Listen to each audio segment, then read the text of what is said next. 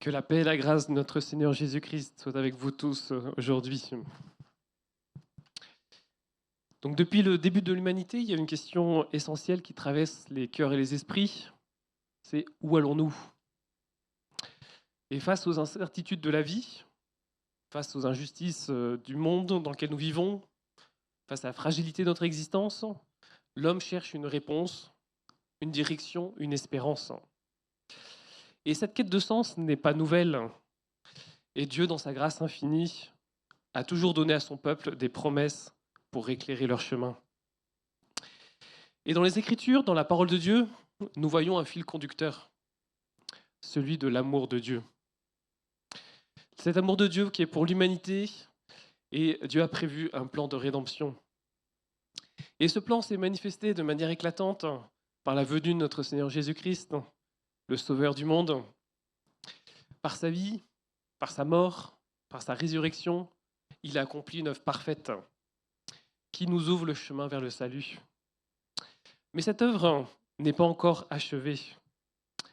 En effet, Jésus lui-même nous a laissé une promesse, celle de revenir. Et ce retour n'est pas une simple idée ou un rêve lointain, mais une certitude inscrite dans la parole de Dieu. Elle est le point culminant de l'histoire de l'humanité, le moment où tout sera restauré, le moment où la justice triomphera et où le règne éternel de Dieu sera pleinement établi. Et aujourd'hui, nous allons donc méditer sur cette promesse glorieuse, le retour de Jésus. Et ce retour n'est pas une simple idée, comme nous le disons, mais c'est un moment où nous allons voir de quelle manière Dieu va revenir de manière glorieuse. Nous verrons que le retour de Jésus, c'est une espérance vivante pour chacun d'entre nous. Nous allons voir comment les Écritures nous préparent à cet événement et quelles sont les attitudes que nous sommes appelés à adopter en attendant ce jour. J'ai intitulé ce message « Jésus revient bientôt, soyons prêts ». Que nous puissions ce matin être ouverts et réceptifs à cette vérité, car elle transforme non seulement notre vision de l'avenir, mais aussi notre manière de vivre aujourd'hui. Alors la promesse du retour de Jésus, c'est une promesse qui est à la fois ancienne, puisque nous voyons que dès les temps anciens, les prophètes ont annoncé la venue du Messie. Et donc lors de sa première venue, Jésus a accompli de nombreuses prophéties. Cependant, les Écritures nous indiquent aussi qu'il reviendra une seconde fois. Nous voyons ça dans Actes, chapitre 1, versets 9 à 11. Après l'ascension de Jésus au ciel, il est écrit « Après avoir dit cela, il fut élevé pendant qu'ils le regardaient, et une nuée le déroba à leurs yeux. Et comme ils avaient les regards fixés vers le ciel pendant qu'ils s'en allaient, voici, 2 hommes vêtus de blanc leur apparurent. Ils dirent, « Hommes galiléens, pourquoi vous arrêtez-vous à regarder au ciel? Ce Jésus qui a été enlevé au ciel du milieu de vous reviendra de la même manière que vous l'avez vu allant au ciel. » Ce Jésus reviendra de la même manière que vous l'avez vu. Cette promesse est le fondement de notre espérance chrétienne. Elle nous assure que le plan de Dieu pour l'humanité n'est pas terminé et que Jésus reviendra pour établir son royaume éternel. Amen. Et Jésus lui-même en a parlé de son retour. Ce retour est évoqué dans les 4 évangiles, l'évangile de Matthieu, de Marc, de Luc et de Jean. Et nous allons prendre les paroles de Jésus dans l'évangile de Jean, au chapitre 14, versets 1 à 3, où Jésus nous parle également de son retour. « Que votre cœur ne se trouble point. Croyez en Dieu et croyez en moi. Il y a plusieurs demeures dans la maison de mon Père. Si cela n'était pas, je vous l'aurais dit, je vais vous préparer une place.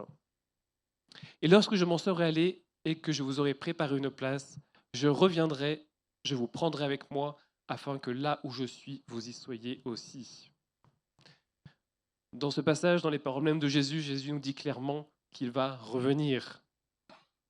et qu'actuellement il est en train de nous préparer une place. Elle va être belle notre place là-haut que notre Seigneur nous prépare.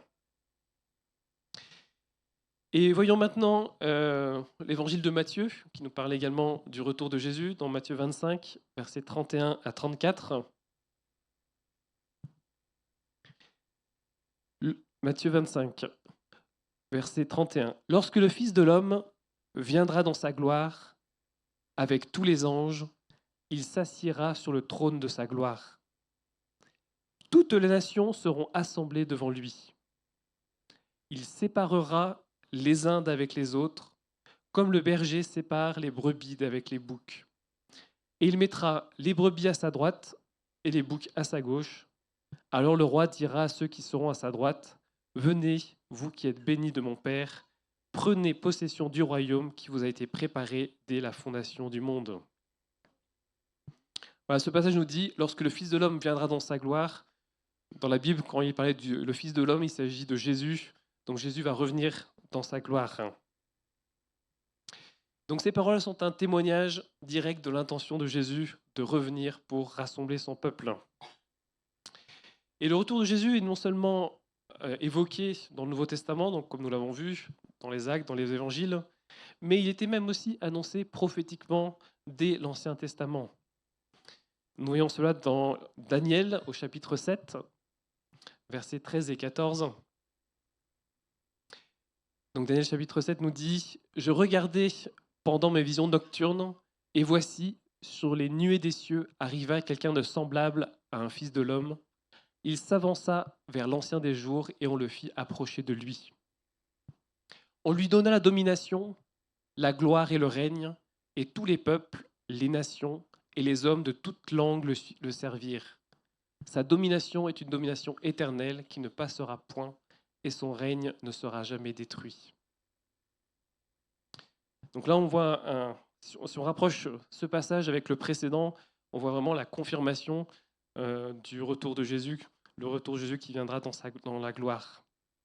Hein, ces versets sont une prophétie qui annonce aussi le retour glorieux de Jésus.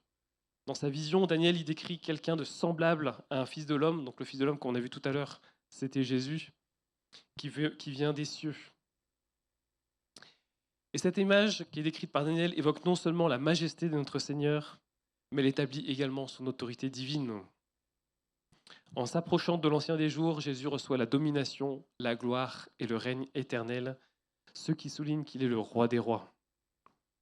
Tous les peuples et les nations le serviront, ce qui affirme l'universalité de son règne.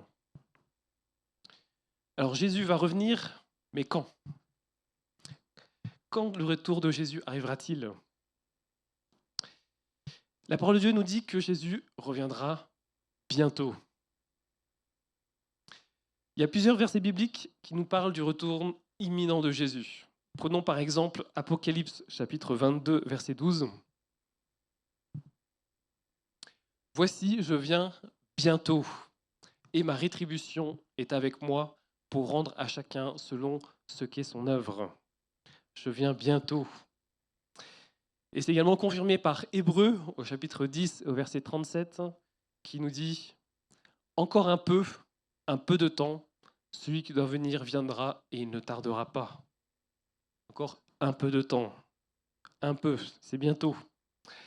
Jésus revient bientôt, mais personne ne connaît la date.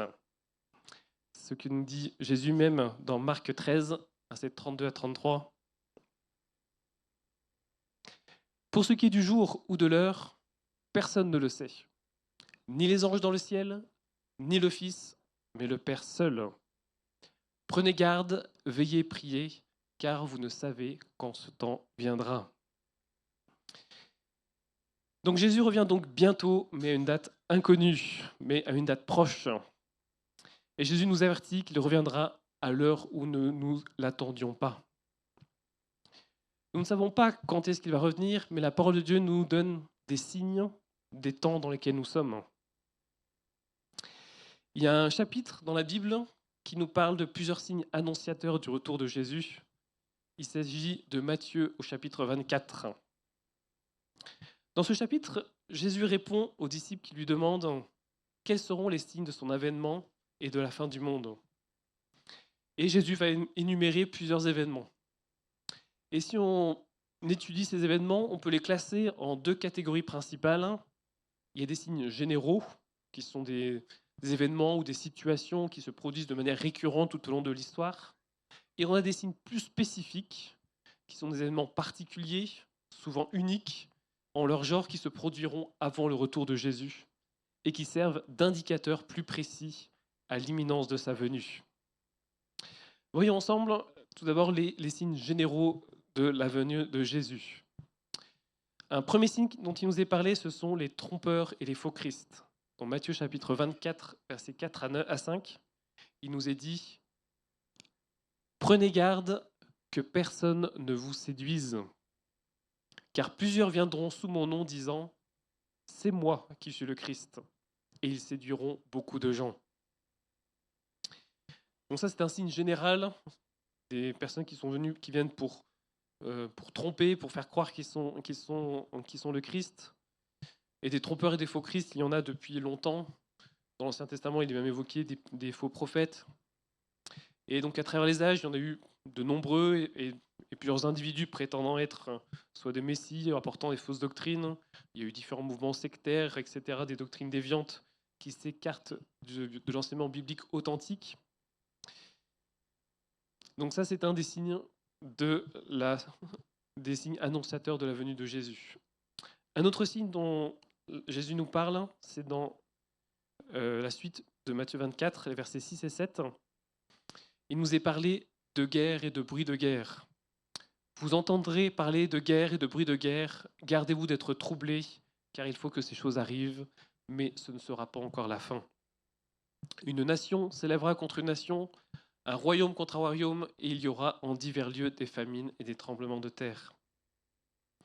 Les conflits armés, les tensions internationales et les guerres ont été une constante de l'histoire humaine. Il y en a eu dans le passé, il y en a encore aujourd'hui. Mais ces événements nous rappellent la nature déchue de l'homme et la nécessité d'un sauveur.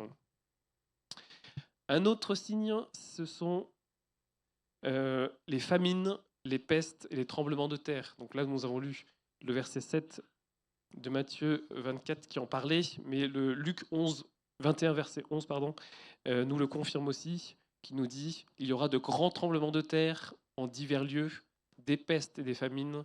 Il y aura des phénomènes terribles et de grands signes dans le ciel. » Donc les catastrophes naturelles et humanitaires, telles que les épidémies, les famines et les séismes, se produisent aussi assez régulièrement dans l'histoire. Si l'on continue Matthieu 24, il nous est parlé également de persécution.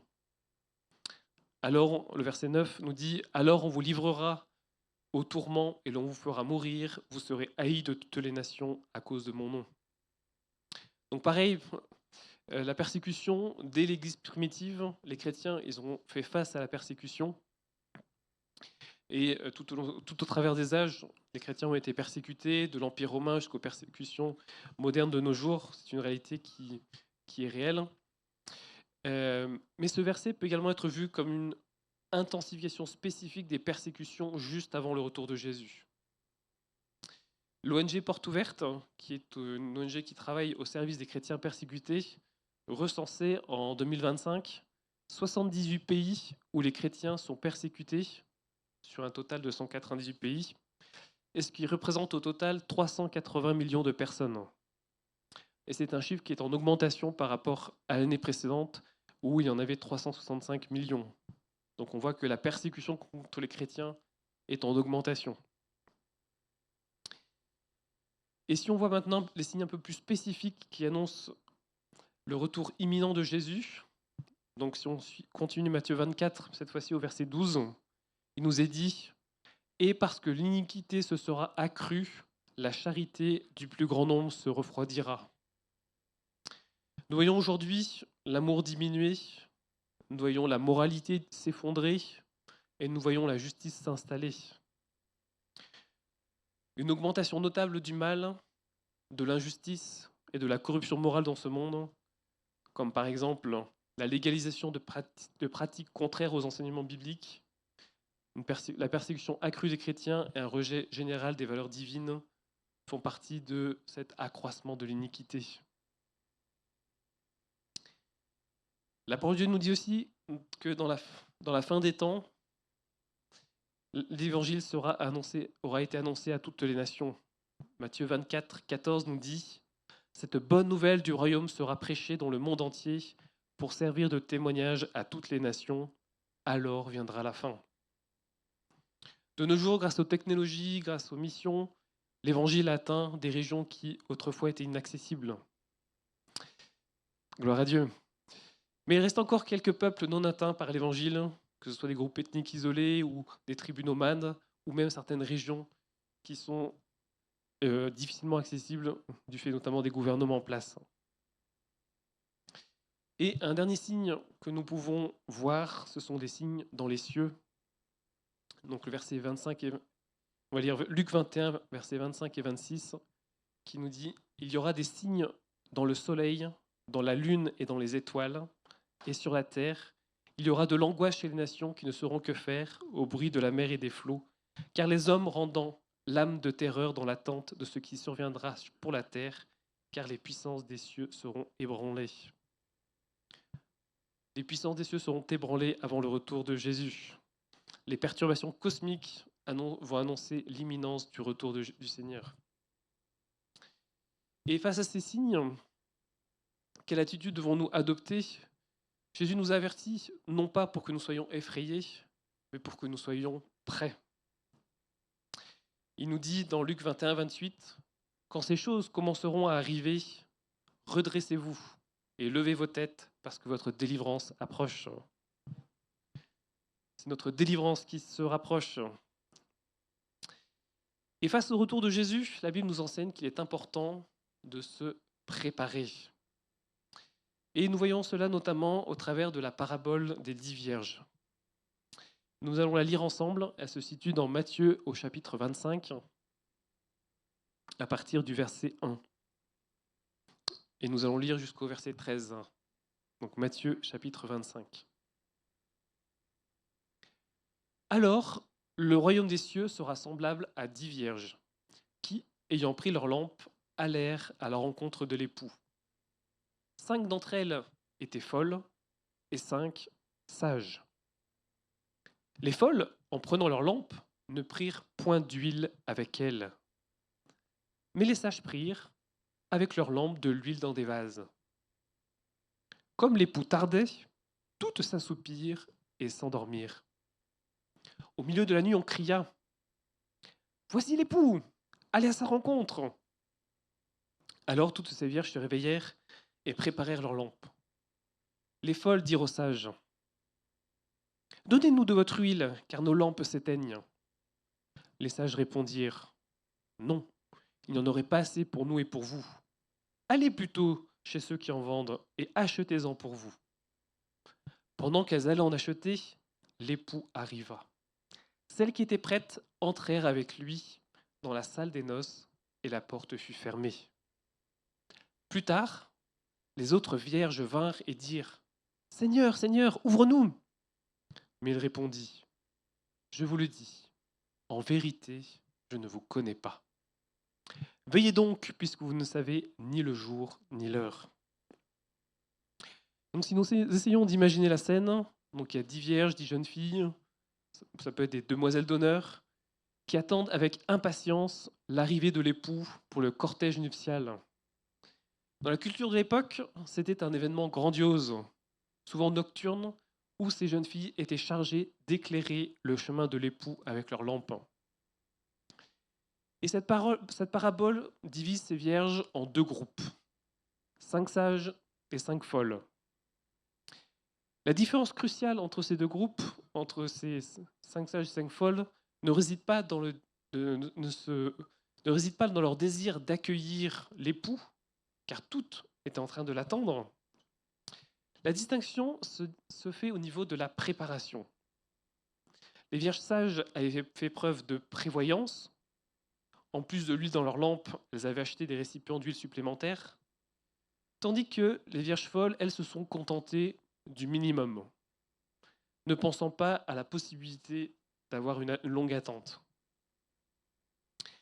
Et l'huile souvent dans la parole de Dieu et également dans cette parabole, c'est un symbole qui représente le Saint-Esprit, qui représente la présence de Dieu en nous et la foi vivante qui doit alimenter nos vies en attendant le retour de Jésus. Et ce n'est pas simplement une profession de foi verbale, mais une relation personnelle et profonde avec Jésus qui est nourrie par la prière, qui est nourrie par la parole de Dieu et par une vie de sanctification. Et c'est ce qui nous permet de maintenir nos lampes allumées, même dans l'attente prolongée. Et pour continuer l'explication de cette parabole, nous voyons ensuite l'époux qui tarde à venir et toutes les vierges finissent par s'endormir. Ce sommeil peut symboliser un relâchement spirituel, une perte de vigilance en attendant le retour du Christ, mais soudain un cri retentit. Voici l'époux. Les vierges se réveillent de façon brutale et inattendue, et alors les vierges folles se rendent compte de leur erreur, leurs lampes s'éteignent et elles n'ont pas d'huile en réserve. Donc paniquées, ces vierges folles demandent de l'huile aux sages, mais il est trop tard. L'huile spirituelle, la préparation intérieure ne peut pas se partager au dernier moment. Chaque individu doit cultiver sa propre relation avec Dieu. Pendant que les folles vont en chercher, l'époux arrive et les vierges sages, prêtes et éclairées, entrent avec lui aux noces. La porte se referme ensuite et lorsque les folles arrivent enfin, il est trop tard, l'époux leur répond « Je ne vous connais pas ». Cette parabole n'est pas là pour nous effrayer, mais pour nous alerter et nous encourager à la vigilance. Le retour de Jésus est certain, mais nous ne connaissons ni le jour ni l'heure. Sommes-nous des vierges sages, remplies de l'huile du Saint-Esprit, vivant une foi active et préparée? Ou sommes-nous des vierges folles, négligeant notre relation avec Dieu, nous contentant d'une foi superficielle? Frères et sœurs, ne soyons pas pris au dépourvu. Profitons du temps qui nous est donné pour remplir nos lampes d'huile, pour approfondir notre relation avec Jésus, pour vivre une vie qui honore Dieu. Soyons vigilants dans la prière, dans l'étude de la parole de Dieu, dans le service au prochain, car lorsque l'époux reviendra, il est essentiel que nos lampes brillent, prêtes à accueillir notre roi et à entrer dans la joie éternelle des noces. Et il y a une autre parabole qui nous parle aussi de la préparation pour le retour du Seigneur. Celle-ci est axée sur la fidélité dans le service. Il s'agit de la parabole des talents, qui se trouve dans Matthieu 25, 14 à 30. Nous n'allons pas la lire ensemble, mais je vais la résumer rapidement. Donc, dans cette parabole des talents, donc Jésus la raconte dans un contexte de ses enseignements sur la fin des temps et sur le jugement final. Et il utilise l'histoire d'un maître qui confie des biens à ses serviteurs avant de partir en voyage. Et donc, il y a un homme qui part en voyage et qui confie ses biens à 3 serviteurs, en leur donnant des talents selon leurs capacités. Donc, l'un reçoit 5 talents, l'autre en reçoit 2, et le dernier en reçoit un seul. Et quelles ont été les actions des différents serviteurs? Les 2 premiers, ils ont investi leurs talents et ils ont doublé le montant de leur mise, tandis que le 3e serviteur, par peur, avait enterré son talent et n'avait produit aucun gain. Et que se passe-t-il lorsque le maître revient? Il demande des comptes à ses serviteurs. Et les 2 premiers serviteurs sont félicités, ils sont récompensés pour leur diligence, puisqu'ils ont investi ce qui leur avait été donné, ils ont récupéré davantage. Par contre, le 3e serviteur est réprimandé pour son inaction et sa peur, et son talent est retiré et donné à celui qui en avait 10. Et cette parabole nous donne plusieurs leçons. Elle nous invite tout d'abord à la responsabilité. Chaque serviteur reçoit une responsabilité qui est proportionnelle à ses capacités. Cela nous rappelle que Dieu nous confie des dons et des ressources et que nous devons les utiliser avec sagesse. Les dons, les talents qui sont donnés symbolisent les dons spirituels, les ressources et les opportunités que Dieu nous donne. Nous sommes appelés à les utiliser pour sa gloire et pour servir les autres. Il nous est parlé de récompense. Les serviteurs fidèles, eux, sont récompensés, tandis que le serviteur paresseux est puni. Cela souligne l'importance de la fidélité dans notre service à Dieu.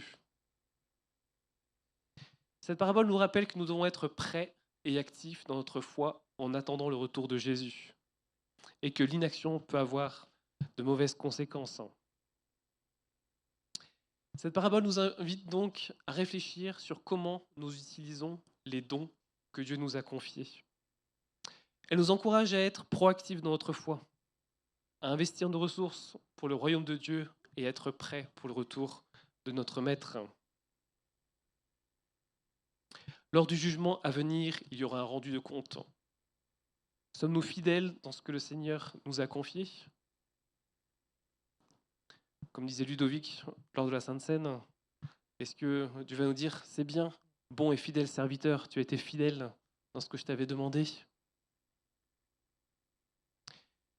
Par rapport à la préparation, la parole de Dieu nous invite également à marcher dans la sainteté.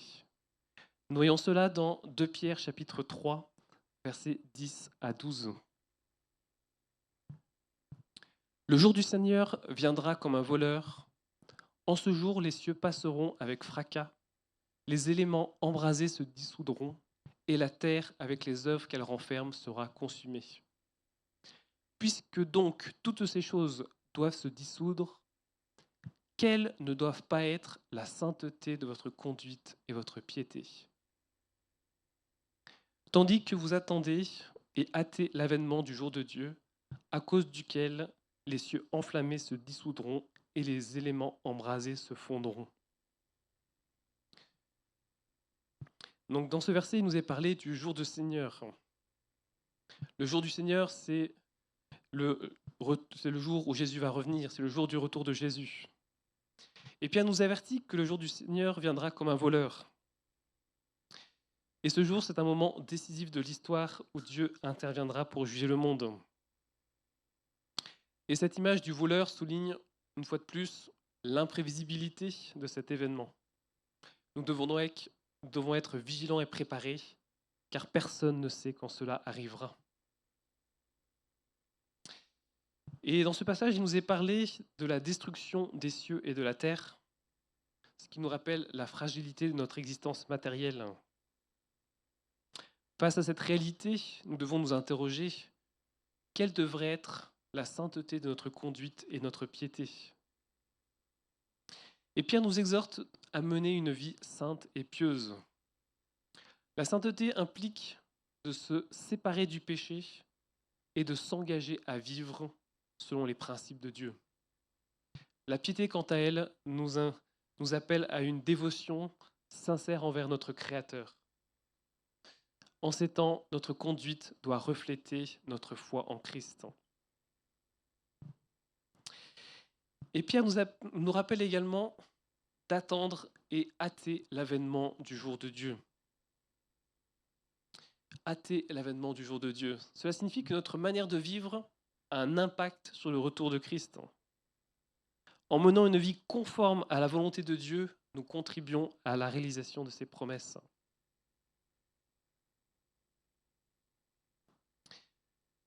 Par rapport à vivre dans la sanctification, j'avais aussi ce verset à cœur qui est Éphésiens chapitre 25, Éphésiens chapitre 5, versets 25 à 27, où il nous est dit « Marie, aimez vos femmes comme Christ a aimé l'Église et s'est livré lui-même pour elle, afin de la sanctifier par la parole, après l'avoir purifiée par le baptême d'eau, afin de faire paraître devant lui cette Église glorieuse, sans tache, ni ride, ni rien de semblable, mais sainte et irrépréhensible. » Ce verset nous dit que notre Seigneur Jésus a l'intention de préparer l'Église lui-même pour qu'elle soit glorieuse, sans tache, ni ride, ni rien de semblable, pour qu'elle soit sainte et irréprochable.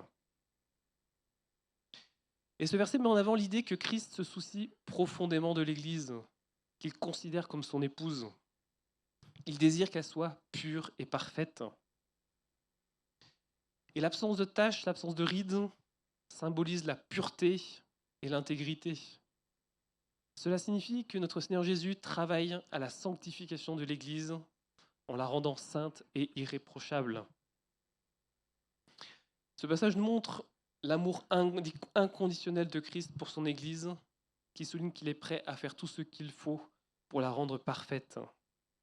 Aussi, laissons notre Seigneur Jésus parfaire son œuvre de sanctification dans chacune de nos vies. Alors, comment vivre dans l'attente du retour de notre Seigneur ? Tout d'abord, vivons en ayant l'évangélisation comme notre priorité, comme ça a été rappelé aussi par Ludovic lors de la Sainte Seine. Dieu nous a donné une grande commission dans Matthieu chapitre 28, versets 19 à 20, où il nous est dit « Allez, faites de toutes les nations des disciples, les baptisant au nom du Père, du Fils et du Saint-Esprit, et enseignez-leur à observer tout ce que je vous ai prescrit. Et voici, je suis avec vous tous les jours jusqu'à la fin du monde. » Sachant que le temps est court, nous avons vu que Jésus revient bientôt, nous sommes appelés à partager l'Évangile avec passion et avec urgence. Pendant ces temps d'attente, nous sommes aussi appelés à vivre dans la communion fraternelle et à nous encourager.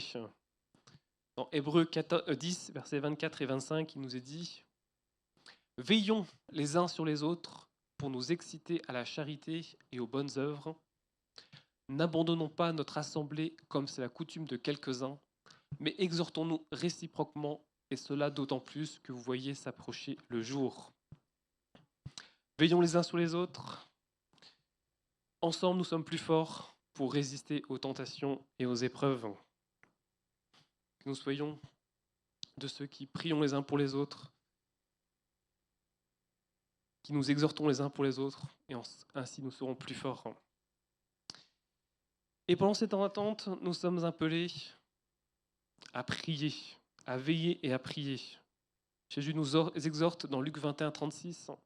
« Veillez donc et priez en tout temps, afin que vous ayez la force d'échapper à toutes ces choses qui arriveront et de paraître debout devant le Fils de l'homme. » La prière, c'est une arme spirituelle qui nous permet de rester connectés à Dieu et de recevoir sa force.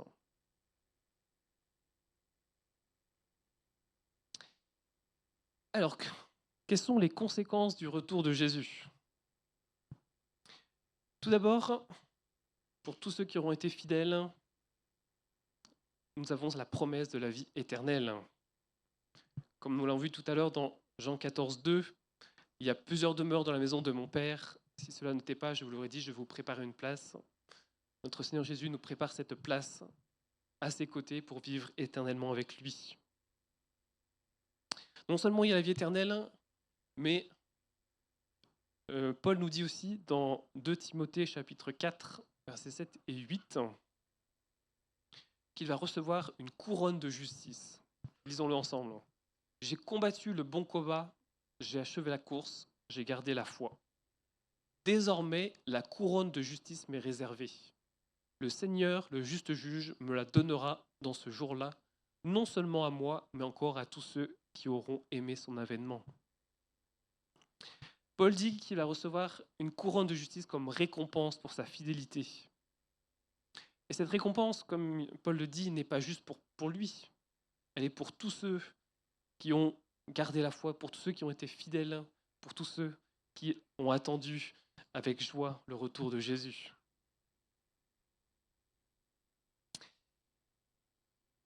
Donc, première conséquence du retour de Jésus, c'est la récompense des fidèles, avec la vie éternelle et le couronnement des saints.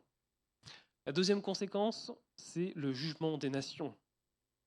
Nous voyons cela dans Apocalypse, chapitre 20, versets 11 à 15. « Puis je vis un grand trône blanc et celui qui était assis dessus.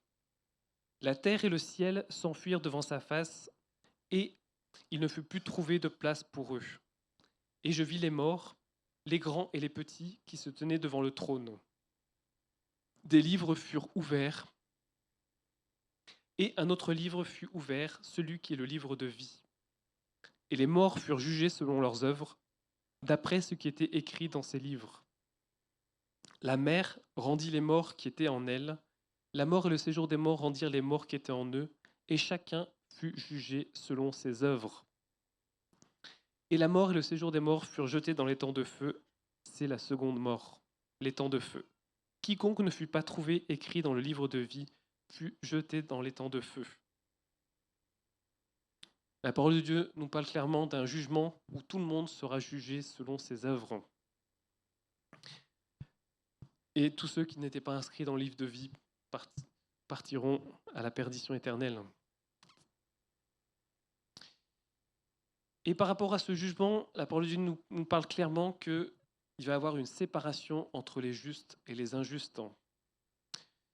Jésus nous en parle lui-même dans la parabole du filet, où Jésus parle des séparations des bons poissons et des mauvais. Lisons-le ensemble dans Matthieu 13, 47 à 50.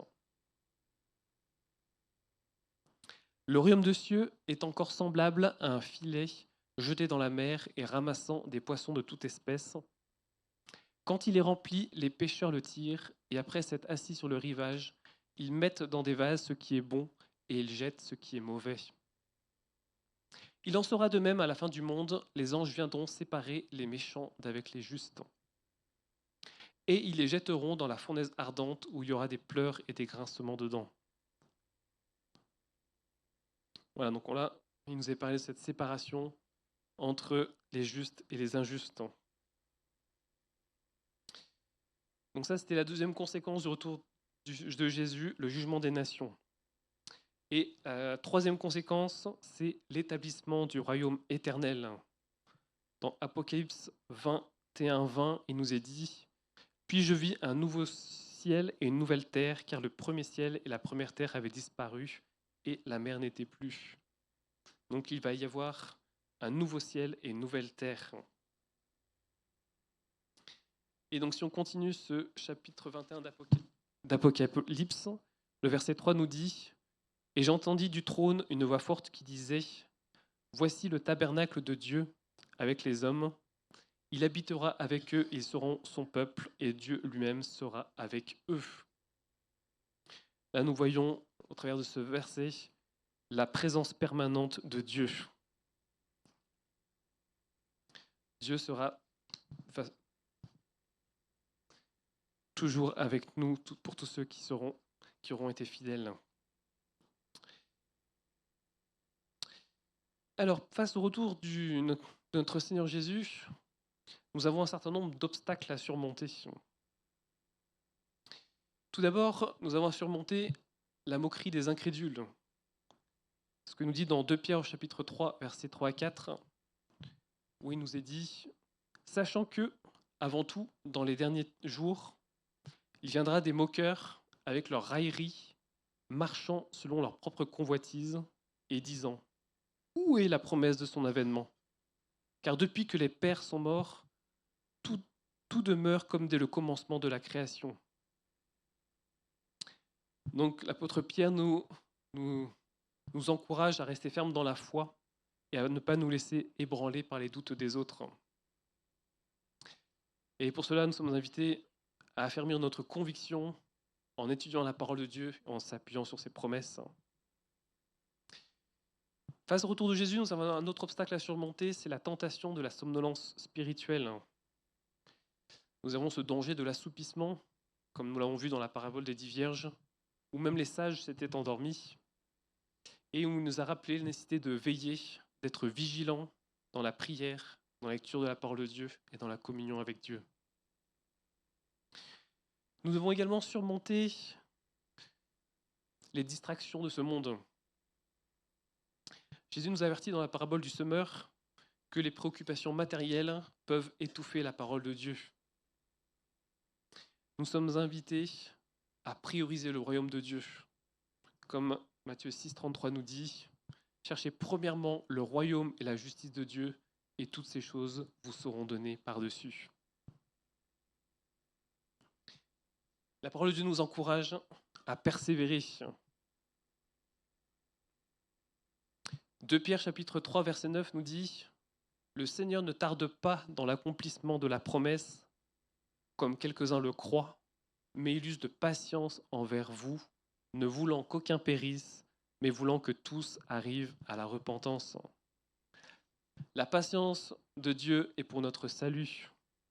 Il veut donner le temps au maximum de personnes de se repentir et de se préparer. Et que nous puissions aussi nous-mêmes nous repentir et nous préparer. Et nous allons voir une rencontre glorieuse avec notre Seigneur. Dans 1 Thessaloniciens 4, 16 à 18, il nous est dit « Car le Seigneur lui-même a un signal donné à la voix d'un archange, au son de la trompette de Dieu, descendra du ciel et les morts en Christ ressusciteront premièrement. Ensuite, nous les vivants qui serons restés, nous serons tous ensemble enlevés avec eux sur des nuées à la rencontre du Seigneur dans les airs, et ainsi nous serons toujours avec le Seigneur. » Et verset 18, « Consolez-vous donc les uns les autres par ces paroles. »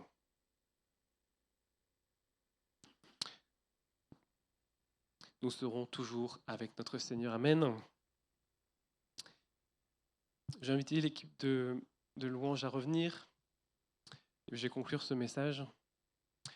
Le retour de Jésus, c'est donc une certitude dans la parole de Dieu. Nous ne connaissons ni le jour ni l'heure, comme nous l'avons vu, mais les signes des temps nous indiquent que ce moment approche. Face à cette réalité, quelle sera notre réponse ? Allons-nous vivre comme si le monde était notre demeure permanente ? Ou allons-nous orienter nos vies vers les choses éternelles ? Allons-nous nous laisser distraire par les plaisirs éphémères ?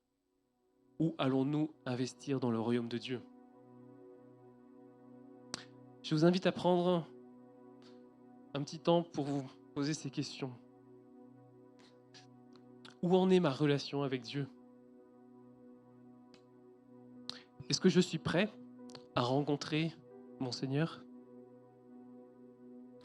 Est-ce qu'il y a des choses qui m'empêchent d'être pleinement engagé dans ma foi ? Et si vous n'avez pas encore donné votre vie à Jésus, c'est le moment de le faire. Jésus vous aime et il a donné sa vie pour vous. Son désir est que vous fassiez partie de son royaume éternel. Et si vous êtes déjà croyant, mais si vous sentez que votre vie spirituelle a besoin d'un renouveau, demandez au Seigneur de raviver la flamme dans votre cœur. Nous allons prier. Alléluia.